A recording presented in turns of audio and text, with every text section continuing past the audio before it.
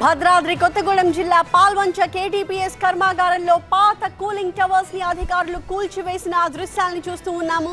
ABC స్టేషన్లలో 680 మెగావాట్ల ఉత్పత్తి చేసే పాత కూలింగ్ టవర్లకు కాలం చెల్లిపోయాయి. 1965 నుంచి 78 మధ్య ప్రాంతంలో ఈ పాత ప్లాంట్ కూలింగ్ టవర్స్ ని నిర్మించారు.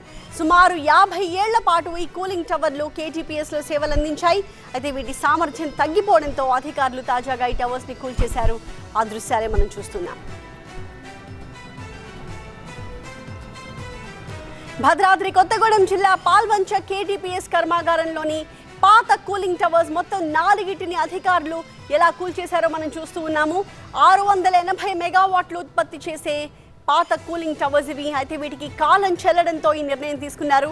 1965 నుంచి 1978 మధ్య ప్రాంతంలో ఈ పాత ప్లాంట్ కూలింగ్ టవర్స్ ని నిర్మించారు. అంటే దాదాపుగా 50 ఏళ్ల పాటు ఈ కూలింగ్ టవర్లు కేటీపీఎస్ లో సేవలు అందించాయి. అయితే వీటి సామర్థ్యం తగ్గిపోవడంతో అధికారులు తాజాగా ఈ టవర్స్ ని కూల్చేయాలన్న నిర్ణయం తీసుకున్నారు. ఆ కూల్చివేతకు సంబంధించిన దృశ్యాలు కూడా చూస్తున్నాం. మా ప్రతినిధి నారాయణ మరింత సమాచారం అందిస్తారు. నారాయణ, పాల్వంచ కేటీపీఎస్ లో ఉన్నటువంటి కూలింగ్ టవర్లను ఈ రోజు అధికారులు ఉదయం 7 గంటల సమయంలో కూల్చివేశారు. దాదాపుగా 102 మీటర్లు ఎత్తైనటువంటి ఈ 4 కూలింగ్ టవర్లు దాదాపుగా 1965 నుంచి 78 మధ్య కాలంలో వీటి నిర్మాణం జరిగింది.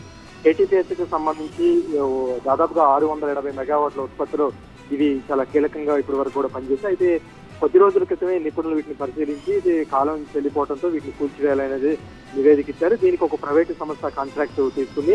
అయితే గత కొద్ది రోజులుగా ఇది కూల్చివేతకు సంబంధించి వాయిదా పడుతూ వస్తోంది. కొన్ని కారణాల వల్ల సాంకేతిక నిపుణులు అందుబాటులో రాకపోవడంతో గత కొద్ది కాలంగా వాయిదా పడుతూ వస్తున్నటువంటి కూల్చివేత పనులు ఈ రోజు ఉదయం పోలీసు బందోబస్తు మధ్య, ముఖ్యంగా ఉదయం షిఫ్ట్ ఉన్నటువంటి కార్మికులు కానీ ఉద్యోగులను కూడా ఎవరిని అనుమతించకుండా దూరంగా పంపివేసి భారీ భద్రత మధ్య ఇంప్లోజన్ టెక్నాలజీ ద్వారా పకడ్బందీగా కూడా ఎలాంటి ప్రమాదం లేకుండా అనుకున్న ప్లాన్ ప్రకారం ఈ 4 టవర్లను కూడా కూల్చివేయడం జరిగింది. ఆ తర్వాత మళ్ళీ నూతన కూలింగ్ టవర్ల నిర్మాణానికి మరో సంస్థకు కాంట్రాక్ట్ టెండర్లు పిలిచి కాంట్రాక్ట్ ఓకే అయిన తర్వాత దాని నిర్మాణం చేపడతామని అధికారులు చెబుతారు. ప్రస్తుతానికైతే దీనికి సంబంధించినటువంటి ప్రక్రియ విజయవంతంగా పూర్తయింది. నూతన టవర్లకు సంబంధించినటువంటి నిర్మాణానికి నివేదిక కాంట్రాక్ట్ పనులు సంస్థకి అప్పచెప్పి దాన్ని నిర్మాణం చేపడతాం. మళ్ళీ ఉత్పత్తికి సంబంధించి ఎలాంటి ఆటంకాలు లేకుండా చర్యలు తీసుకుంటామనేది అధికారులు చెప్తున్నారు. మొత్తం మీద ఈ ప్రక్రియ విజయవంతంగా ముగిస్తుంది. ఇటు ఉద్యోగులు కానీ స్థానికులు కూడా ఊపిరి పీల్చుకున్నారు. భారీ బందోబస్తు మధ్య ఈ ప్రక్రియ అయితే ఇంప్లోజన్ టెక్నాలజీ ద్వారా ఈ విధంగా ఎక్కడా కూడా ఈ విధంగా ఎలాంటి ఇబ్బందులు ఆటంకాలు లేకుండా ఇంత పెద్ద టవర్లు కూల్చివేయటం ఇదే మొదటిసారి అనేది అధికారులు చెబుతున్నారు. వాళ్ళు వేసుకున్నటువంటి ప్రణాళిక ప్రకారం కూడా శిథిలాలు ఎటు కూడా దూరంగా పడకుండా ఇక్కడ చుట్టుపక్కల కొన్ని కాలనీలు స్థానికులు కూడా నివాసం ఉంటారు. అట్లా ఎలాంటి ఇబ్బంది లేకుండా చుట్టూ ఉన్నటువంటి భవనాల మీద కూడా ఎఫెక్ట్ పడకుండా విజయవంతంగా అయితే కూల్చివేత ప్రక్రియ ముగిసింది. Thank you Narayana.